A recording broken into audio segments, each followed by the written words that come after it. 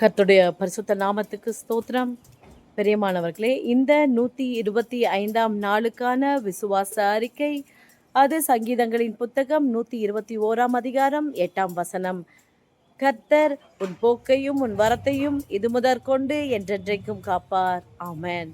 ஆம் பிரியமானவர்களே, ஒருவேளை உங்களுக்கு ஆண்டவர் என்னை பார்க்கிறாரா, என் பட்சத்தில் இருக்கிறாரா, எனக்கு உதவி செய்வாரா என்ற அநேக விதமான கேள்விகள் உங்களுக்குள்ளாக வரலாம். ஏனென்றால் நாம் சோதிக்கப்படுகிற வேளையிலே இப்படிப்பட்ட சந்தேகங்கள் நமக்கு வருவதுண்டு. ஆனால் ஆண்டவர் என்ன சொல்லியிருக்கிறார்? நான் உன்னை விட்டு விலகுவதும் இல்லை, உன்னை கைவிடுவதும் இல்லை என்று சொல்லியிருக்கிறார். அப்படிப்பட்ட தெய்வம் நம்மை பாதுகாப்பேன் என்று சொல்லியிருக்கிறார். இது முதற்கொண்டு ஒருவேளை அவர் நம்மை பாதுகாத்து கொண்டுதான் இருக்கிறார். ஆனால் உங்கள் கண்களுக்கு அது தெரியாமல் போயிருக்கலாம். இப்பொழுது நீங்கள் விசுவாசியுங்கள். இது முதற்கொண்டு என்றென்றைக்கும் காப்பார் என்று சொல்லியிருக்கிறார். எனவே நிச்சயமாக என்னை காப்பார், வழிநடத்துவார் என்று விசுவாசித்து இப்பொழுது நாம் அறிக்கை செய்வோமா?